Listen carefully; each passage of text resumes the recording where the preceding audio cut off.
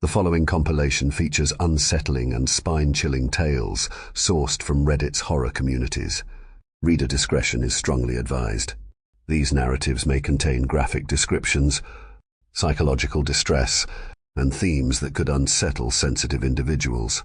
Proceed with caution, as immersion into these eerie stories may provoke fear, unease, and sleep disturbances. Enter this realm of Reddit's creepy horror stories at your own risk, as the line between reality and the macabre may blur within these chilling narratives. Story 1. Dark match. Cannibal had made up his mind a few moves ago. If this kid doesn't swing this chair, doesn't absolutely fucking nail me, then he's getting taxed. And big time. The kid's name is Rob Small, and he's supposedly some hotshot rookie fresh out of the local school. But Cannibal doesn't get it. Everything about the kid bugs him, right down to the name. The sport lost something when people stopped calling themselves ridiculous things, like the big this or ultimate that. And besides, it's a dirty trick. It's too easy, just like everything the new kids are doing. It's almost too real. And the audience doesn't want real. They only think they do. Cannibal knows this better than just about anyone. Cannibal feels that he's been carrying them both since the bell. Again, it's this new, soft shit, flipping and posing, and nobody wants a single scratch on their pretty mugs. The word fake doesn't exist in this business. But as Rob winds up for another one of his little tricks, all flair, no impact, you can kind of see where people get that idea. Cannibal takes a knee, then another, but wide, because that's how you take a real hit. Rob pulls the chair back. "Don't fuck this up," Cannibal says. The blade of the chair just grazes Cannibal's eyebrow, opening 2 inches of scar tissue and perforation. This is good, unintentional, but good. The crowd isn't theirs yet, but the stream of blood pulls a few people forward and gets them almost leaning into the next row down.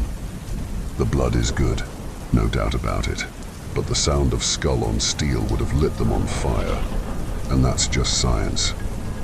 Rob moves to the ropes, taking a squeaky clean moment to acknowledge the crowd. He waves his arms around like he's leading a marching band or something, and it earns him a small pop of recognition. Here's the problem, there's no story here. No tale of the tape. Just some rookie nobody cares about, and an aging prick that people care even less about. This is when every move is supposed to count. Not just every move, but every transition, every facial expression too. The kid's athletic, sure, but so is everybody. He doesn't have the rhythm yet, and his nose is too straight, and Cannibal is tired of carrying this match. Cannibal starts back on his feet, quickly, counterintuitively, like a jump scare. The kid's finally connecting with the crowd now, lifting the chair like some intramural trophy, but it's too little, too late, and Cannibal sees his opportunity. First, Cannibal snatches the chair, up and behind Rob, then steadies his giant, calloused fingers with a well-timed exhale. He whirls Rob around, ready or not, and drives the lip of the chair into the liver side of his waist, which folds him directly in two. The crowd chatters a bit, but he isn't finished. Cannibal throws the chair less than a foot away, then sets up the move that's going to win the crowd. He didn't invent the move, not even close. It's not even particularly uncommon, but he made his name off this move. Here's some wisdom from the old school.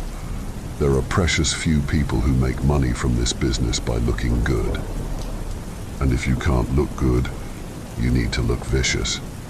Cannibal hooks his arms under Rob's armpits, then wrenches both arms so violently that the triceps almost touch, operating on pure panic and instinct. Rob's legs unwind, independently searching for a better position, but never finding it. "Hey, easy up there," Rob says from somewhere near Cannibal's midsection, but he may as well be speaking to the mat now. Cannibal wrenches Rob's arms again, but this time the triceps touch for one moment of searing pain. He does this half for show, and half as a warning to keep quiet during his finisher. He looks out at the crowd, and their features form for the first time since he entered the arena. Before then, they were nothing, just a wallpaper pattern of merch and facial hair. There's a difference between the individual faces in the first row and the voice that fills the venue and guides your match. A single fan can be wrong, but a crowd never is.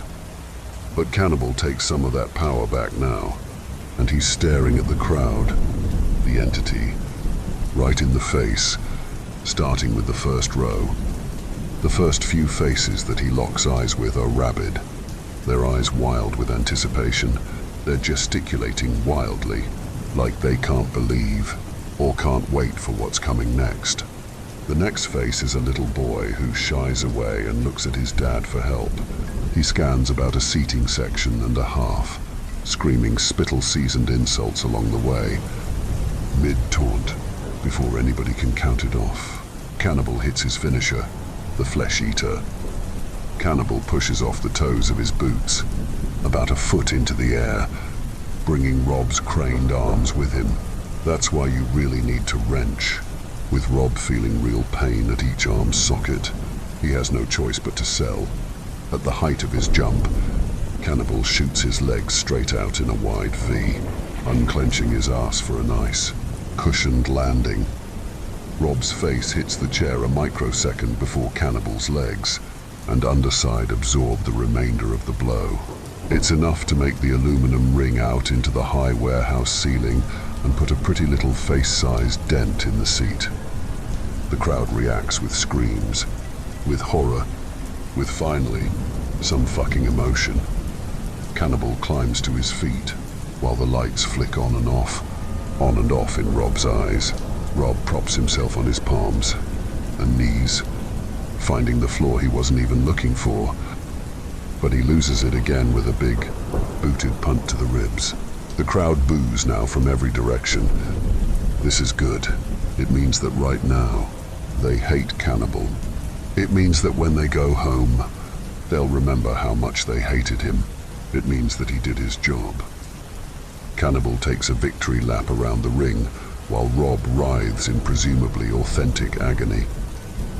Cannibal leans over the top rope, pointing at the front row again, dissolving the boundary between them. He's screaming at a fan. He may even be screaming at 100 fans when he notices a face that shouldn't be in attendance. Was it Section B? He looks over but can't find the face anymore. He darts his eyes wildly, unfocusing them so that the crowd transforms into nothing but eyebrows and merch, approval and disgust. He glances back towards Section B, right around where he thinks he saw the face, right as Rob crawls from behind, hooks his leg, and rolls him into a 3 count. Both men roll onto their backs. Rob, because the pain from his neck down to his waist puts him there. Cannibal, because he's defeated and confused. Had he really seen that face? He knows he hadn't. 1, because that would make no sense. And 2, because, and he only saw it for a second, but the face was significantly younger than it should have been. About 20 years younger, which would put it right around a time that he doesn't think or speak about. Cannibal decides that he didn't see the face after all. He doesn't believe in ghosts, especially not ghosts that haven't even died. Cannibal collects his pay, and the doc plugs up his gash. In that order. He's got a show in a bigger market tomorrow, so the butterfly stitches just need to hold until then. He unlaces his boots in the parking lot, then trades them for some once white Adidas from the back seat of his grey Toyota Camry. Then he thinks about the ghost again, the one that he didn't see, the one that isn't even dead as far as he knows. He stands still in his untied sneakers and thumbs a few reps through his social pages. If he had died, the news would have picked it up by now. An old friend would have even messaged, "Here if you need to talk," or It's not your fault. Something like that. Anyway, but Cannibal doesn't see anything. No messages, neither of their names gracing or disgracing any headlines. And besides, that doesn't exactly solve the issue at hand. Maybe the kids are right, he thinks. I've officially taken too many blows to the skull. For 20 years, Cannibal has always driven to the next city, or the next stop on the road, the night prior to night. He checks into the nearest hotel rest stop that connects to the main road. It's only about a 4-hour drive. 3 if he can avoid traffic, and the need to piss. He doesn't even need to check into the venue until 5 p.m. That's ample time. He decides for the first time in his career. I just need a bed and a shower. Cannibal tells the night clerk, a pimply boy who has deepened his voice since the exchange intensified. He's the only employee, except for a few maids pushing yellow baskets around the parking lot, and a few unofficially affiliated girls prowling around from the local skin bar. The boy wants to avoid a hassle. He knows that the nearest signs of life are the old warehouse a few exits down, and the sheriff's office even further. I'm sorry, sir, he begins, and he's really using diaphragm now, speaking to the back of the house. But all's we got left tonight is the honeymoon suite. So it's $30 extra for a dirty mirror on the ceiling, and a vase full of plastic fucking roses. The clerk winces at the swear, then gleams over Cannibal's right shoulder into the mostly empty parking lot. Cannibal gives the kid his best mean mug, the same one that he'd shoot toward a new opponent or a crowd that hates his guts. The quiet moment lingers, and then, wouldn't you guess it, just like that, $30 gets shaved off the tab. Cannibal tosses his duffel onto the frilly red sheets, then rolls off his sneakers as his reflections oblige in both the ceiling and wall-length mirrors. He sits on the bed, then wiggles his toes a bit, generating a sound like gravel crunching in a driveway. He wants to get up and shower off some of the dried blood that's clotted his hair to his face. But the world rocks and spins, and he lays down and falls asleep without even killing the bedside lamp. He can't remember the ramp, the fans, or the bell. He can't remember the promos, or what angle he's supposed to be taking. But judging from the dark, cherry-splattered canvas and the ringing in ears, it's been a fucking barn burner so far. He looks directly ahead, at the high, pipe-laden ceiling, and realizes he's on his back. A boot lands next to his head, then another. Maybe it's the high-intensity discharge lights that are stinging his eyes. Maybe he's still rattled from whatever move put him on his arse. But as his opponent steps over him, he can't seem at all to make out their face. Whoever his opponent is, he begins to pick him up by the hair, and that's when Cannibal notices that the abstract art on the mat has mostly come from the back of his head. Drops of blood race down his opponent's wrists and pool near his elbows. Cannibal is bent over looking down at the mat, at his opponent's standard issue black boots, and at the fresh coat of bright red, which will soon dry darker. His opponent cranks his arms clumsily but with intensity. He can feel his blood greasing his opponent's grip, not allowing for any real traction. Then his opponent's knees square up, then bend, and Cannibal realizes, "Hey, that's my fucking move," he says, or tries to say, but his opponent's airborne, and then so is he. Usually, there's a nice thud when you hit the mat, but not this time.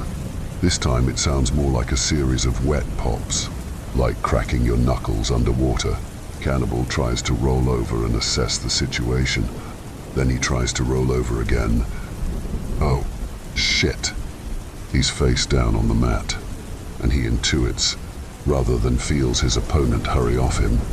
And in that same foggy way, he can feel the crowd. The beast with 1,000 eyes is silent, but it isn't bored. It's murmuring, but with a sort of upward inflection, like it's asking him a question can't answer. Now a referee rolls him over. Cannibal awakens in a panic and tries to jump out of bed, away from the red sheets, but his body is uncooperative. His head lolls at an unnatural angle toward the mirrored wall. He can move his eyes, but nothing else. He wants to scream for the pimply-faced boy or one of the night girls, but nothing comes out of his mouth. He can see his reflection, the collapsed muscles in his face, and the pool of spit that's collected on the pillow by his ear. The parts of the bed directly under him appear a darker red than the rest of the sheets. His eyes roll wildly and take in different parts of the same wall that he's frozen on. He can barely feel his breathing, but he knows that it's sporadic and shallow. He keeps rolling his eyes, searching for a modicum of control over his own body, and that's when he sees him again. The ceiling mirror casts its reflection into its wall counterpart, and with the furthest strain of his eyeball muscles, Cannibal can just barely recognize him. He's a little older than he looked in the crowd earlier, but it's unmistakable this time. Fucking ghosts. Ghosts who aren't even dead yet. From somewhere behind his eyes, Cannibal feels the onset of rage. His eyes blink involuntarily, and a well of tears are pushed and guided down into the spit-soaked pillow. He imagines himself rocking forward and tries to send this signal to a part of his body that doesn't exist. He imagines it again. He tries to kick a leg, throw an elbow. He'll settle for anything. He sends that signal in random intervals, like he's trying to surprise his own faculties. He throws another elbow. Except this time his arm releases from his side and soars out in front of him. His body follows, and he feels a vile concoction of fear and relief as he falls off the bed. With arms and legs too weak to break his fall, he narrowly avoids contact with the corner of the nightstand and lands with a thud on the carpeted floor. He wiggles his toes, and the sound of tires on gravel rings out into nothing. After regaining some strength, Cannibal uses his recently renewed limb strength to tear through every creak and crack of the hotel room. He finds nobody in the room, nobody in the mirrors, just himself and his aching fucking cranium, exhausted, but no longer tired. Cannibal grabs his duffel and checks out of the hotel room by tossing his key in the general direction of the unsuspecting clerk. He tears his car door open, then drives off with only half a plan in mind. The morning sun breaks as Cannibal pulls up to a red light and rereads his early morning text to the promoter. "Can't make it tonight. I'll make it up to you somehow." He's never backed out of a show before, and he knows that he'll have to confront that fact soon. But right now, it doesn't seem to matter. He needs to see him. He cobbles his route out of headlines and news stories that he manages to search up between red lights and stop signs. Where are they now? 6 wrestlers whose careers ended in tragedy. The real story of Ernie the Eagle Sampson, former world champion contender in hospice after 20-year battle. Cannibal's mind races as single sentences fire out at him like shrapnel. He scrolls past his own names, both gimmick and government a few times over. He feels the rage, and tears form behind his eyes again. You weren't the only one that lost your legacy that day, you prick. After 20 years, he knows these roads well enough to cruise over to the hospice unassisted by a map or GPS. He acknowledges his thoughts as his motions become routine. Ernie Sampson was poised to be the next big thing back before all the wrestling territories got swallowed up by the big guy in the corporate machine. He was a handsome bastard, and a city man with the strength of a farm boy. He could talk fear into the crowd without raising his voice, and he pulled women who didn't know and didn't care what he did for a nightly living. Cannibal hated him, but in a brotherly way that was steeped in admiration. Even in those times, Cannibal was more brutish and uglier than everyone in the locker room. It was a stroke of momentary genius when some otherwise dipshit promoter first suggested that they pair up. Some sort of beauty and brawn type gimmick. The monster and his mouthpiece. And you know what? It worked. People ate that shit right up. Cannibal chewed through his opponents with ferocity, while Ernie dazzled the crowd with his mixture of strong style, flips, and tricks. They melted the imaginary territory perimeters and became shooting stars in every market they played. Men paid off their tabs at the bar, and Ernie was gracious enough to send some trim cannibals' way every now and again. It was a nice system, comfortable even. Then that dipshit promoter had another bright idea. The team was ready to break up.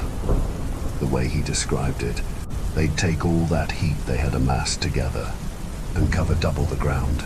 This storyline was a natural, mostly because it was real. What the promoter was saying, in his dickhead way, was that Cannibal had served his purpose. He'd put the real star in place for his meteoric rise.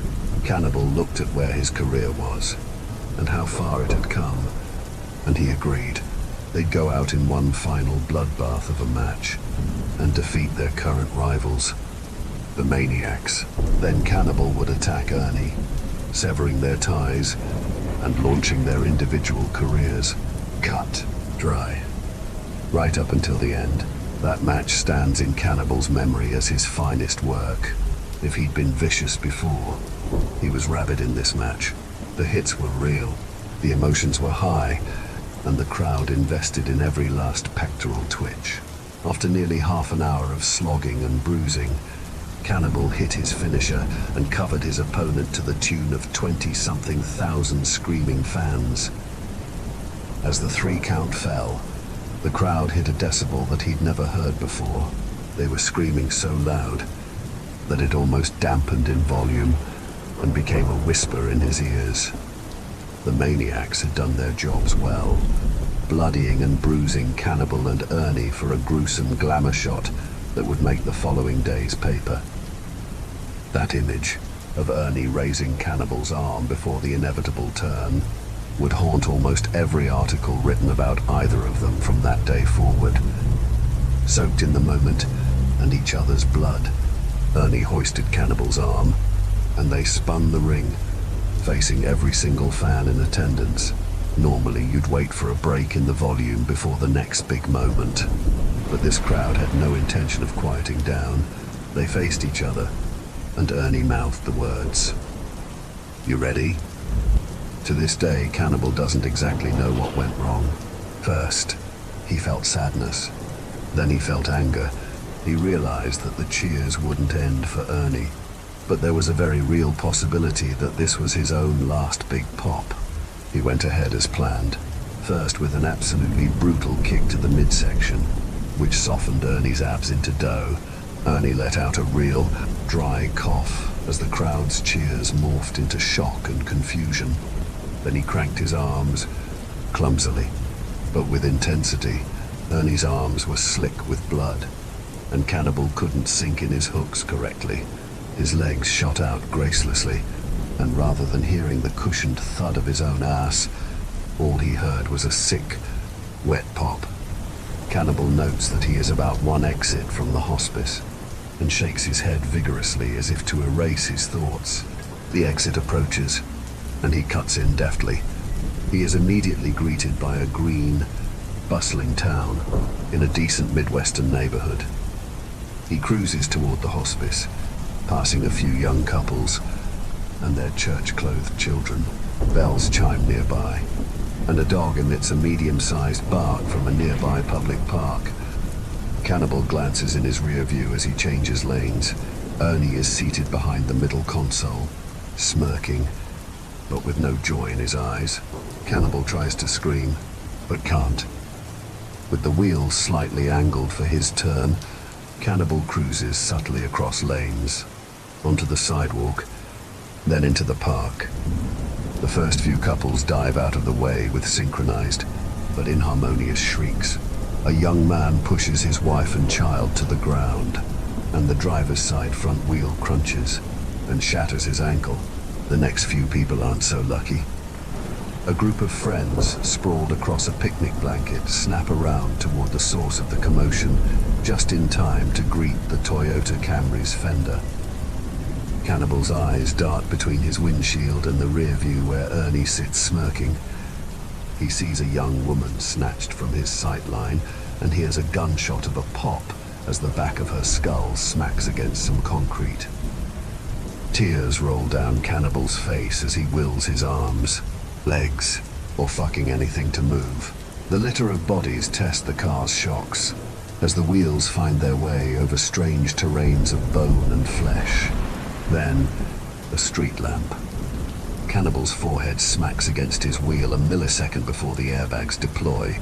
He flinches, and his arms twitch as the bag chafes his nose and brow. He has regained control of his movement, if only slightly. He kicks open the door, but does not face the trail of mayhem that succumbed to his vehicle.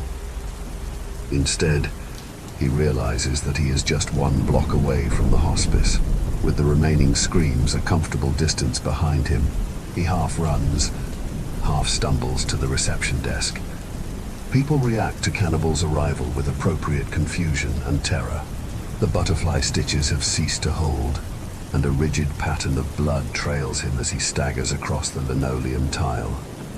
"Sir, do you need help?" "Sampson. I need Ernie fucking Sampson." He peers over the desk and sees a directory of sorts, like a cheat sheet of hospice patients, and their assigned rooms. He leaks blood from his brow over the counter and onto the sheet, and the seated receptionist recoils with disgust as he snatches and reads it. Ernie Sampson, 211. Cannibal marches now on sturdy feet to the nearest stairwell.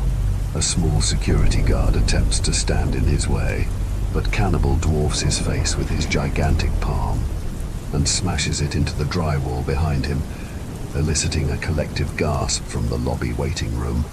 He kicks open the stairwell door and drags himself up the single flight of stairs onto the landing. Then he kicks open the second door. Nurses gasp and take a step back as he emerges from the stairwell, ferocity emblazoned across his face and written in his scar tissue. He observes the direction in which the numbered rooms flow and stomps toward room 211. Half a dozen people are stood outside the room, with hospital staff accounting for only 2 of them. "Bradley?" an older woman asks, as Cannibal tears past her and into the room. Inside the room is a white sheet spread over a series of lumps on a lightly inclined bed. A young man is seated near the side of the bed where the railing has been temporarily removed. His eyes are bloodshot, and his cheeks are damp. "Brad, what the fuck is..." he begins to say. Cannibal lifts his leg and boots the man right off the green cushioned chair. Then he turns to the white lumps and tears the blanket off. Ernie's face appears as it did in his back seat, but without the rigid smirk. The muscles in his face are weak and sag, as if they'd collapsed several years before his death. His dull eyes are still open, still staring at Cannibal. "Ernie, you fucking prick," Cannibal starts. "You fucking prick. You get back here right now. You gonna fuck with me? You gonna fuck with me, Ernie? I fucking made you, Ernie. We both fucking died that day." A small militia of security guards pour into the room, and it takes every last one of them to restrain Cannibal. He fights and squirms as the fattest guard sits on the wide of his back and pulls his arms. Cannibal thrashes and screams like an animal as he is restrained. He bashes his face into the tiled floor, leaving increasingly large spots of blood at the site of impact. The fat guard applies some pressure to his hold, as small, wet pop emits from Cannibal's back. There's no story here, no tale of the tape, just a has-been wrestler in tomorrow's headlines, and a family mourning a loss that begun 2 decades prior. The crowd of mourners gasp and scream as all the fight leaves Cannibal's body at once. Then a woman breaks into sobs. She used to know Bradley Hughes, the real Cannibal, but nobody wants real. They only think they do. Story 2. The mirror. This is a warning. Don't take things that aren't yours. My mistake as a teenager has ruined my life. At the age of 16, moved into a new house with my family since my father was offered a new job that paid him much more than what he was making before. We had been in poverty for years, so when the pipeline company called him, he instantly accepted. 2 weeks later, we moved from my hometown in Georgia. I will admit, it was really difficult saying goodbye to the friends I basically grew up with since birth. Mother reassured me it was better this way, so I finally loaded my belongings into the moving truck. Our new home was about 2 hours away from our original location, so this meant I'd have to get used to a new remote place. I teared up as I saw the town's greeting sign, "Welcome to Clanville, where memories are made." How ironic. I never knew this place would be my first week in hell. I knew then I'd miss my original house every day. My hometown was all I ever knew. All I could see was nothing but dirt roads and old homes. It felt like a ghost town. But hey, what did I know? Maybe I'd love the new place. My poor naive self. The house we moved into wasn't much to look at. The outside was painted crimson with a black roof and a black door to match. The inside had 2 bedrooms, 2 bathrooms, and everything a house usually would. A few days after living there, I realized we had an attic because of a chain hanging from the washroom. Me being excited, I immediately told my mother. I was always curious in my youth. She tilted her head in confusion and said, "The owner never mentioned that."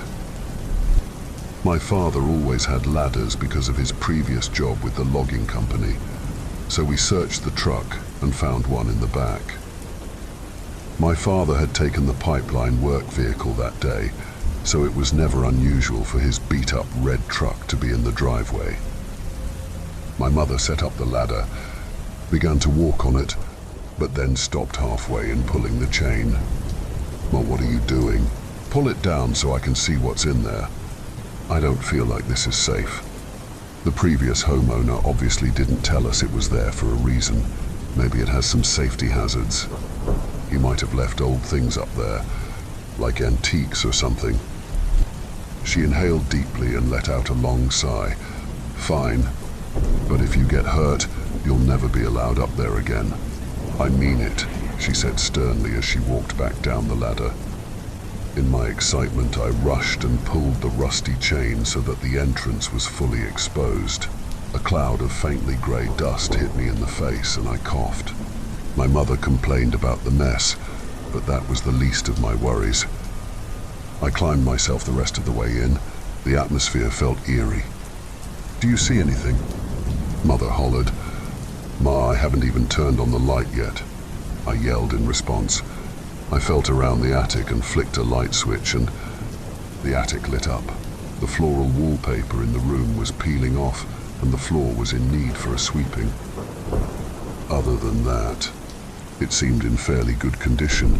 In my surprise, nothing much was there besides a few boxes of porcelain plates, teacups, and occasional old frilly dresses in piles on the floor.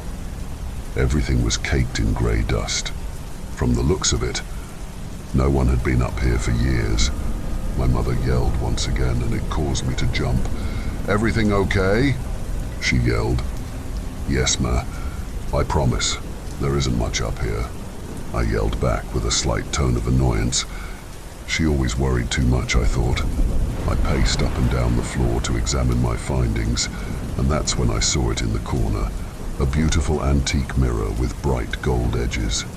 It resembled a magic mirror from all of those cheesy Disney movies I loved as a little girl. I grabbed it immediately. I just couldn't stop myself. It wasn't mine, but I needed it. Its looks lured me in. I admired the gold and beautiful shape. I wanted it. The owner left it, so it was technically mine, right? It was the size of my torso, so it was easy to carry. I grabbed the mirror, turned off the light, and with caution, headed back down the ladder while clinging to it. Mother met me at the last step. "What's that?" she asked. "It's an old mirror, and it's beautiful. I really want to put it in my new room," I said with joy. She examined it. "It needs some cleaning, but sure, I guess so. But just remember, we don't know whose it is," she said. As soon as Mother finished her sentence, I squealed with excitement.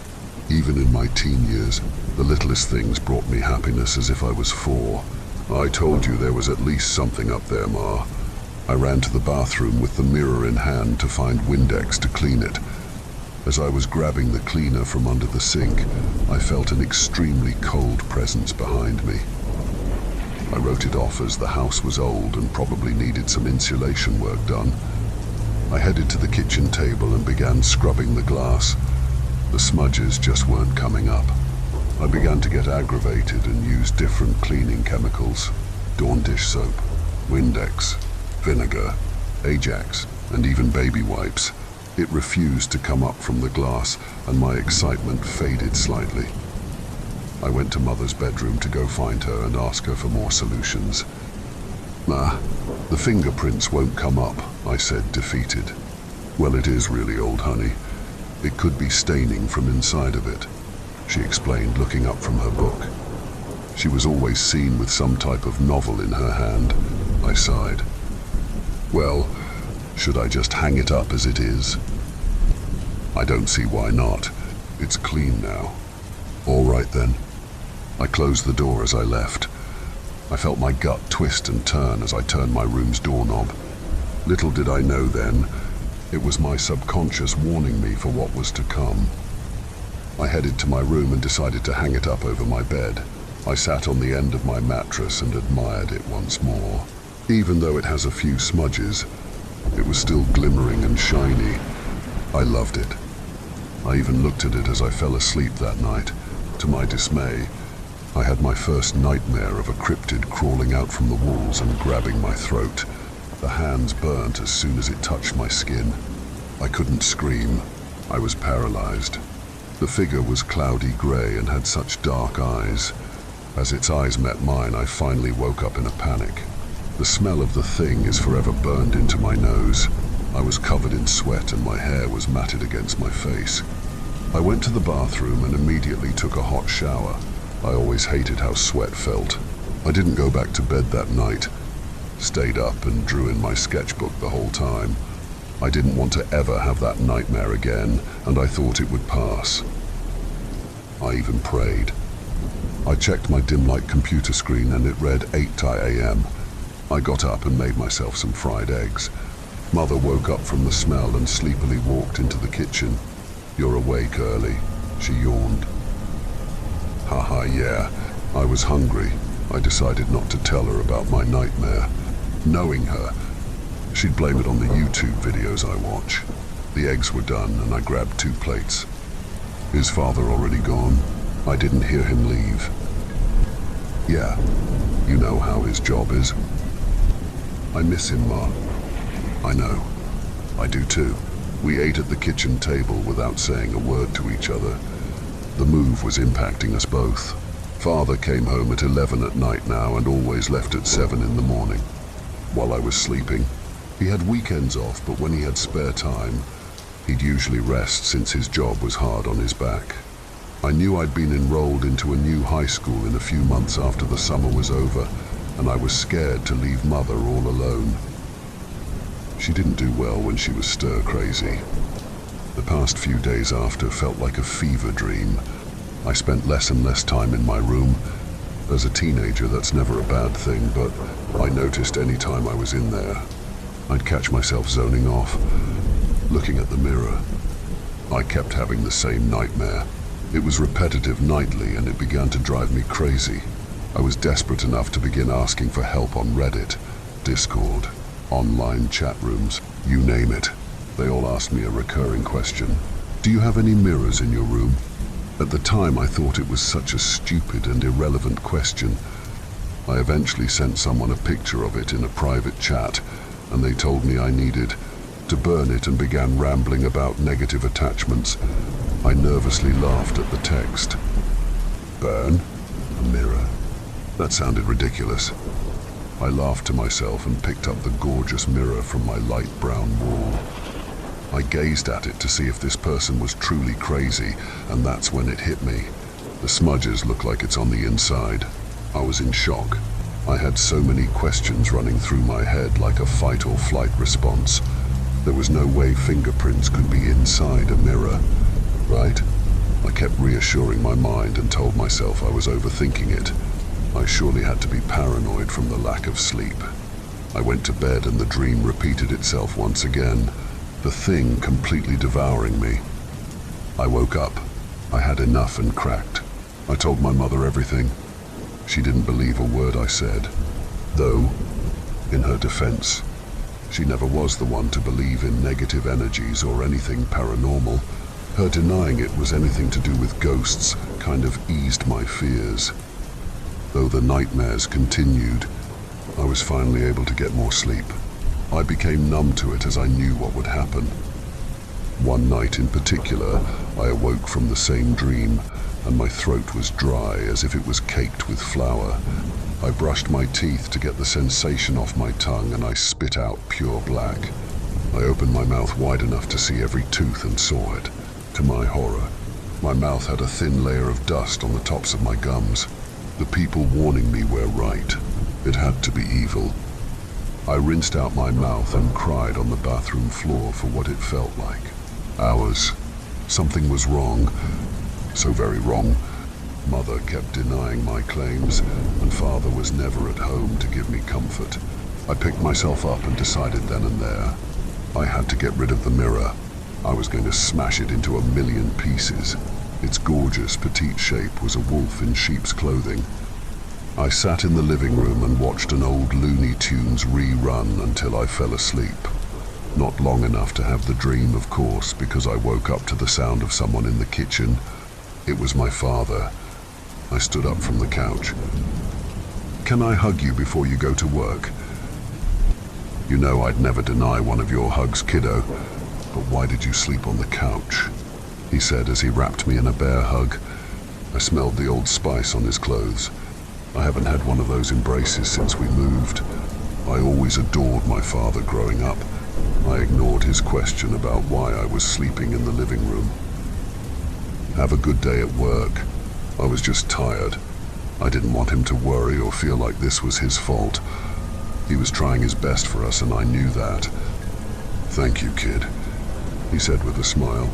He then walked out the front door. I'm glad I finally saw his face. It felt like ages. It was one of these moments I wished he had his old job again. Then I remembered all the times we had no money for food or water. It was better this way, I kept telling myself. I finally walked back to my bedroom and seeing the mirror flooded me with absolute rage. I grabbed the damn thing off my wall. I walked out into the front yard and I smashed it. Picked it up and kept throwing it on the gravel. I hated it. I now hated how it looked, the pain it caused me, and the nightmares it brought. I beat it until it was just the gold lining. I left it on the dirt ground and stared at it. I knew I'd have a lot of explaining to do to my mother. In that split moment, I felt a weight being lifted off my shoulders. It was over. I could be joyful once more and enjoy my new home with my mother. With relief, I walked back into the living room. Examining my hands, I found that there was a glass shard, so I brought myself to the sink and washed my hands.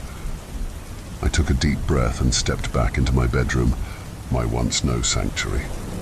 But there it was again, the mirror, back into its original form on the wall. I couldn't believe it. I ran back outside and saw that even the shards of glass in the grass were gone. Since that day, it's followed me everywhere along with the nightmares. Every house I've moved to since adulthood, it's been there despite me purposely leaving it. I regret finding it so beautiful and wanting it to be mine. I just can't escape it. Growing up since that, my mother never believed me when I'd cry to her about the dreadful thing. It was hard making friends in my new town because I was scared of having anyone come over to my house. I feared the mirror would follow them too. I stayed to myself and would look for any reason to stay away from home. I believe this dreaded curse may follow me past death. The worst part of this experience is the feeling of pure insanity. Everyone telling me I'm crazy. I live every day wondering if I've lost my mind. It tortures me mentally and I feel so alone. All I have now is my reflection in that fucking mirror. So take my warning and remember, curiosity killed the cat. Story 3. I covered for a friend to move away and start a new life. They don't know that I know, and I'm taking it with me to my grave. Story related. Hey, guys, this is a lengthy one, so grab some snacks and get cozy. This story contains dark stuff, mentions of abuse and drinking, toxic relationship. If you'd like to continue, read on, and thank you. I was in this friend group that developed in high school. There was 5 guys and 2 girls in the group. The main ones in the story being Mateo, Oliver, and James. We are all in our early 20s. James has always had a history of being in flings, low-key situationships. He'll always play victim and record himself crying on social media if the girl did something wrong, but never owns up to all of his wrongdoings. I never gotten close to him because of that. During this time, he introduced Mia. Mia was shy, but she was a very funny, nice, and beautiful girl. She showered James with gifts and love gestures, always considerate of his feelings, showing him off on social media. Anyone from miles can tell she really loved him. She was sweet to all of us as well, so much so that we invited her on out-of-town trips. 4 years later, Mateo became a homeowner and invited us to his housewarming party. Everyone came and there were drinks. Mia was never a drinker because she said she doesn't like the feeling of not being in control. She's never gotten drunk and she had no desire to. James kept pressuring her, saying that we were all friends and he would protect her, that the 20s is the time of our lives. After some hesitation, she started drinking and we even played beer pong. I wasn't drinking that much, but I was keeping an eye on her, as I knew this isn't how she usually is. Afterwards, we wanted to play other games, but the guys forgot to bring them, me being the most sober. I drove them all to the store that was across the street, expect Mia and James. Mia was way too drunk, and James said it wouldn't be a good idea to take her, so he suggested for all of us to leave and he'll stay with her. This is one of my biggest regrets, as she held my arm and muttered for me not to go. I thought she was just too drunk and saying nonsense. How I wish I could go back in time. We came back 10 minutes later, and James got out of the bathroom that was in the hallway and greeted us. I looked behind him and asked where Mia was. He brushed me off, saying she was in the bathroom. I had a sick feeling in my stomach, but I didn't say anything. A few minutes later, Mia slowly walks out. Her clothes aren't as tidy. There was mascara running down her cheeks, and her whole demeanor and body language was very dark. She asked Mateo softly if she can go lay in his bed for a bit, and he looked at her worried, but said yes. We all assumed she was feeling sick. Since we were all a bit tipsy, drunk, we spent the night. The sun rises. Everyone went home. James sent us a message in the group chat saying that he broke up with Mia and regrets it. We were all so confused as to why, and his reasonings kept changing, not one of them making any sense. Mia didn't say anything or posted anything. She would only post about him, not much of herself or her lifestyle. It wasn't until she messaged me and said that she was sorry to bother me, and that she doesn't want me or anyone to hate James or pick sides. She just wants someone to listen to her because she felt that I would understand her more out of everyone in the group. I gave her my number and we called. She said that James cheated on her over 10 times throughout their whole relationship. He gave her STDs, curable, insulted her body and said having sex with her was a chore, lied to her about his feelings for her, and in the night of the housewarming, he took her to the bathroom and wappy her. She said her body felt numb. She didn't progress what was going on until it was too late, and then it hit her like a ton of bricks. Mia said she knew he was treating her horribly, but every time she would try to break up with him, James would come over to her house uninvited, bang on her bedroom window, and demand to talk to her. She said he would gaslight and blame her for his infidelity, or he would blame his mental illness, and said that he has bipolar disorder. Therefore, those with his condition are more likely to cheat because of abandonment issues. James threatened to kill himself if she didn't get back with him, stalk her constantly, go to her workplace, and posted a whole story and had a lot of people threaten her and be verbally abusive. She said she couldn't take it anymore, and she doesn't know what to do because she didn't think anyone would believe her, as he portrays himself as a good guy. I told her that I'd be there for her, as I've always known he's a bitch deep down. That's why I've never hung out with him or talked to him. I just liked the other guys, so I tolerated him. After some months, she's gone no contact with James. She opened up to her family about what was going on and told his family. She even told our friend group. All of us were in shock and disbelief, except his family. They knew. I don't know to what extent they knew of his actions, but they knew enough of his infidelity for so long that they said telling Mia the truth would only hurt her. We all cut James out of the group and he was mortified. He claimed Mia was lying and that he would never do those things. But Mia provided all of the screenshots, videos, voicemails, pictures, and videos, all of them showing his cheating, his aggressive nature, his victim mentality, his bitch nature, and him blaming her. James then stopped, but vented to social media about how everyone turned their backs against him. Oh, woe is me type shit. Mia was on suicide watch and went to therapy. She was also drinking constantly as a way to cope with the trauma. She relapsed a few times, but she went to a rehab center that she felt really helped her and listened to her and got fully clean. We convinced her to file a restraining order and she started the process. However, Oliver, just like others in the group, would check on Mia often. Those two grew closer and Oliver developed feelings for her. We all told him to not act on it, as their potential relationship wouldn't look good at any angle. That, and Mia was still recovering. Oliver ignored us and they started talking romantically.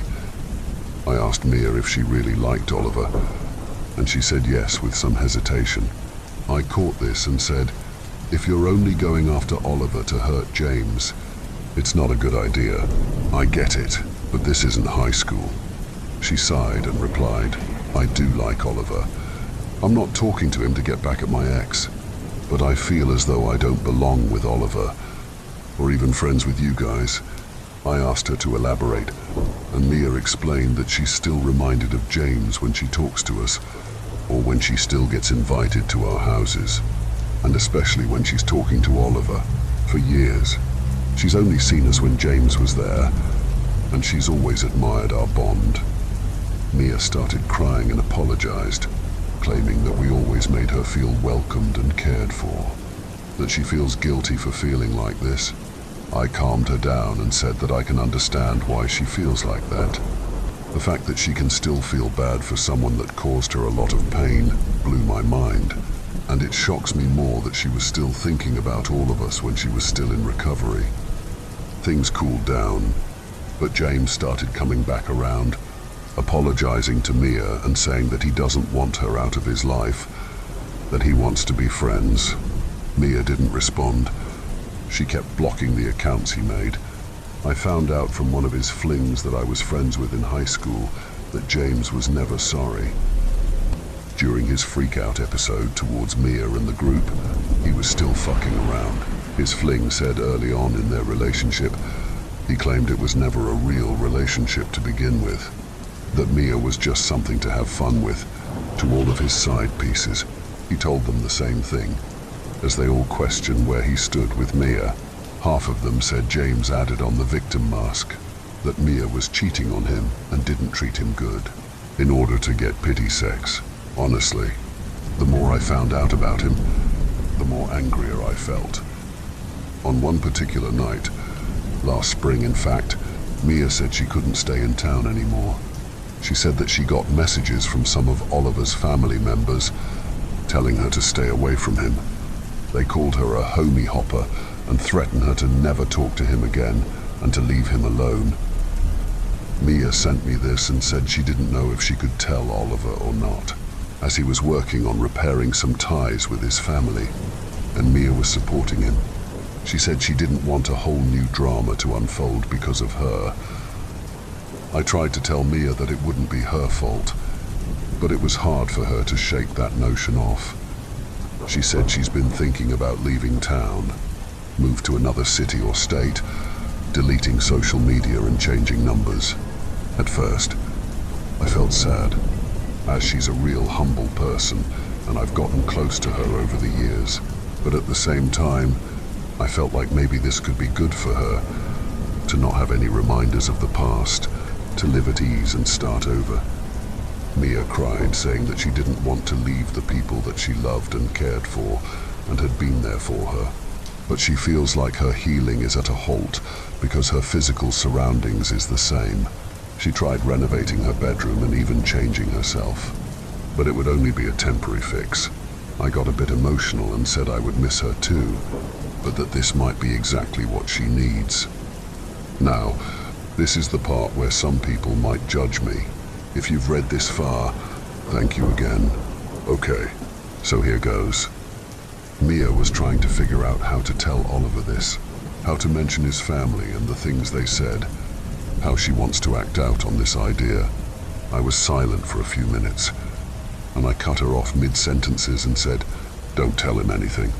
She was silent and I added, "In fact, don't tell anyone." I explained that Oliver is a very overly sensitive type of guy.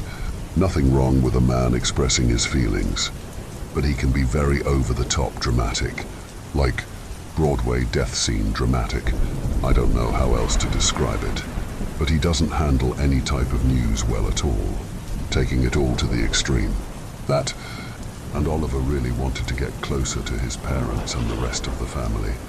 I told her that as fucked up as I might sound, it's better to not say anything and to have him be closer to his family. She questioned how the others would react, and I told her to leave it all to me. Mia said she wasn't sure if this was the right way to leave, but I told her that she's been through enough. She doesn't need more people coming at her with threats or a new drama arc. I said Mia could leave and I'll handle it, so that she could focus on her life instead of being worried. It took her a few weeks, but she decided to follow my idea. Last July, Mia got all of her stuff, drove out, changed her number, and deleted her social media in one very early morning. She moved to a new state, but before Mia was officially on the road, she came to my place and gave me the biggest hug. She gave me her new phone number and thanked me for everything, for accepting all of her good and bad, and that I could always contact her, that she would love to see me again someday. I gave her some personal gifts, thanked her, and watched her drive off into the sunrise. It was a surreal moment. After a few days, everyone started to worry when she was coming back home, everyone asking where she's at and where she was last seen.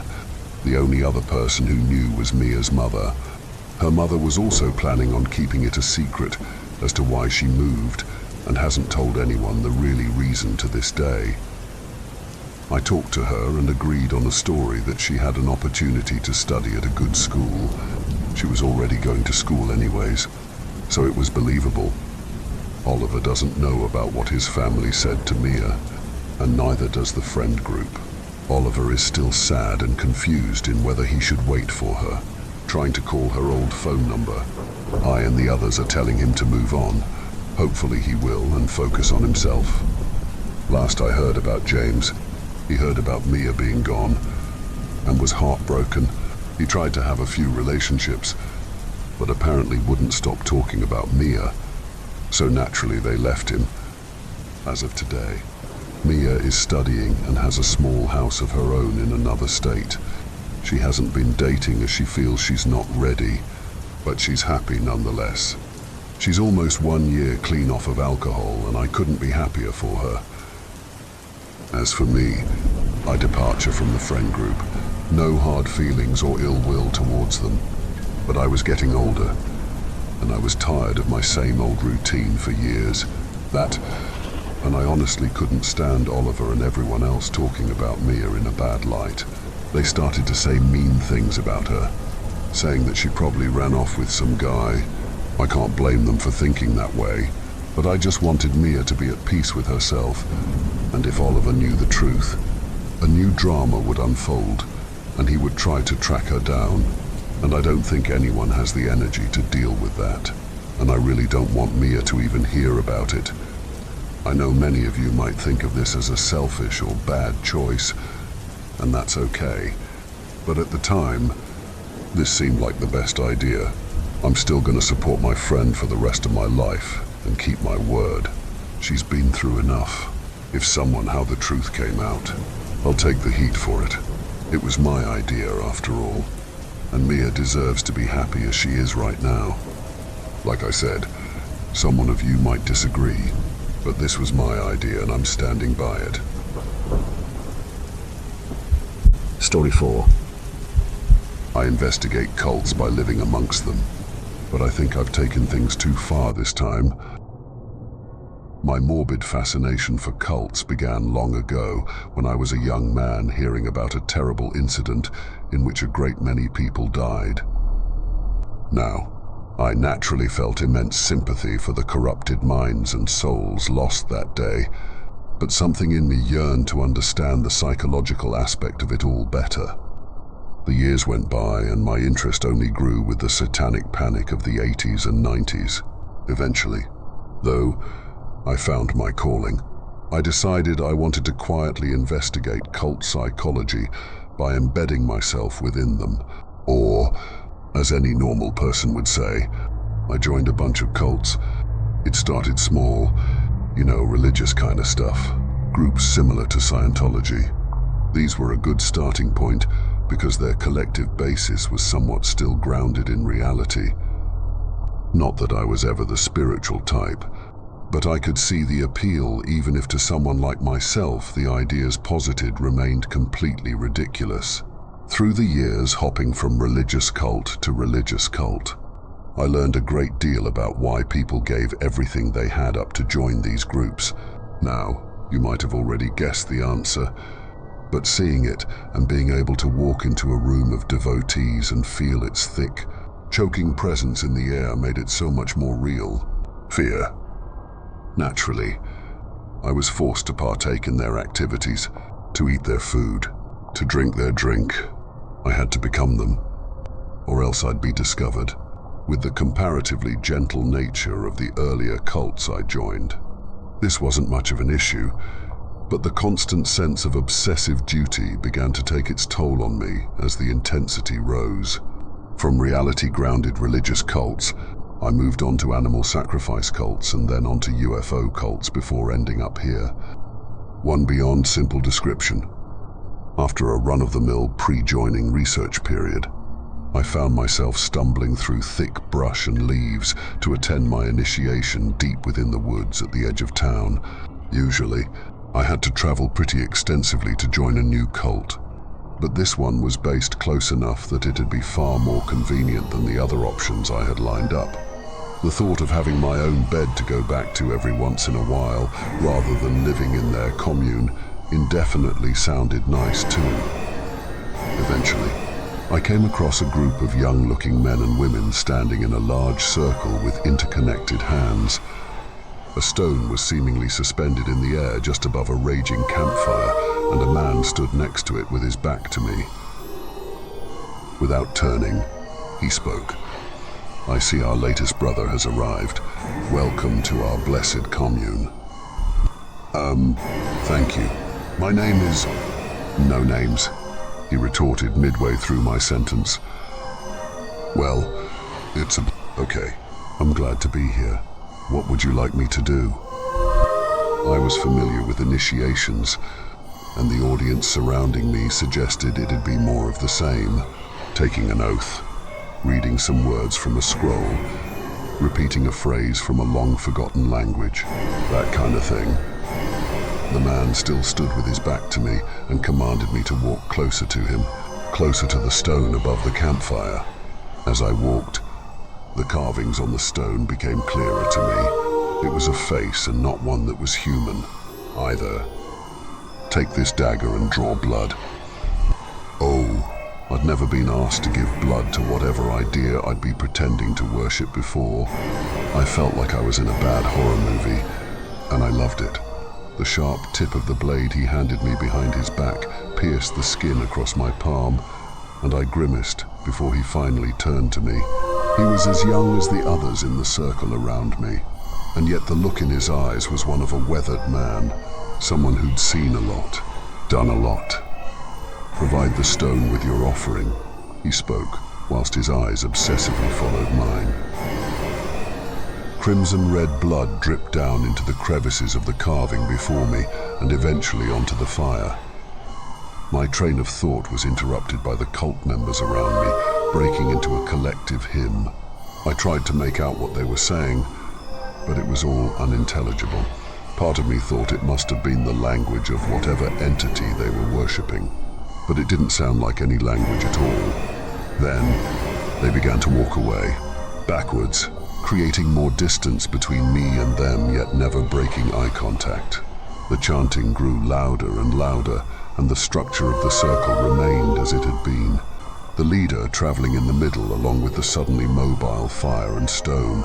Part of me wanted to follow, but another, more instinctual part screamed at me to accept their departure. I shouted out, though, in an effort to understand what they were doing, where they were going. It yielded no results, and before long I was standing amongst the tall trees and whistling wind completely alone.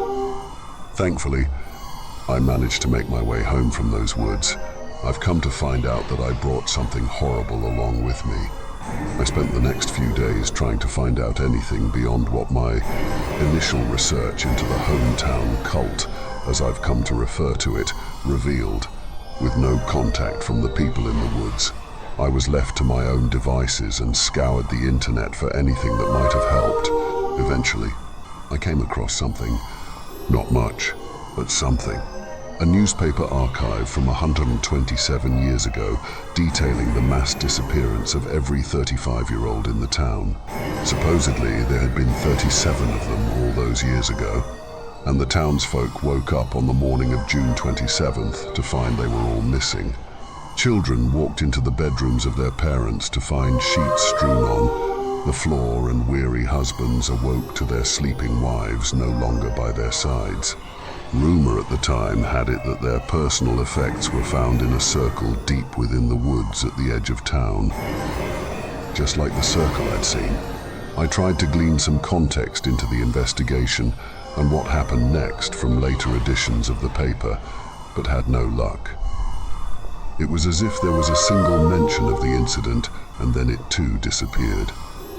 Within a few days, and without much progress beyond the newspaper I'd found, my mind drifted away from the topic, and I found myself looking forward to a little break from my cult investigating facilities.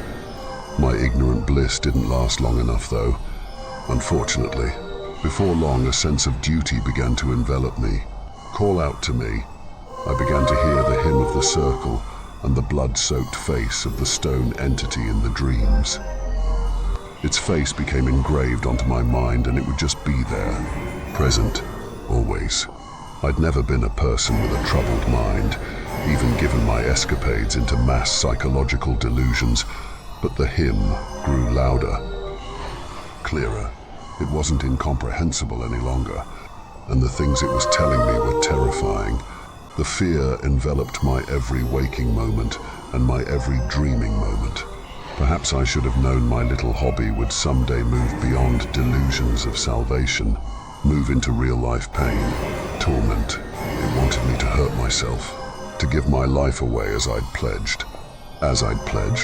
What the fuck? I thought before finally realizing my little blood offering was far beyond the realm of simple initiation. I'd stumbled across my first human sacrificial cult. The hymns drown out the outside world. Now, they command me, and I obey. Part of me remains afraid, but fear can be drowned out too. Yesterday, The hymns chanted something nice to me for the first time. Happy birthday to you. 35 was always going to be a big year for me. Thank you for venturing into the darkness with us. If you dare to explore further, be sure to subscribe to our channel for more spine-tingling tales of horror and the supernatural. Remember, the shadows hold endless mysteries, waiting to be unveiled. Stay tuned for more bone-chilling stories as we continue to traverse the eerie depths of the unknown together. Until next time, may your dreams be free from the haunting echoes of our tales. Or perhaps not.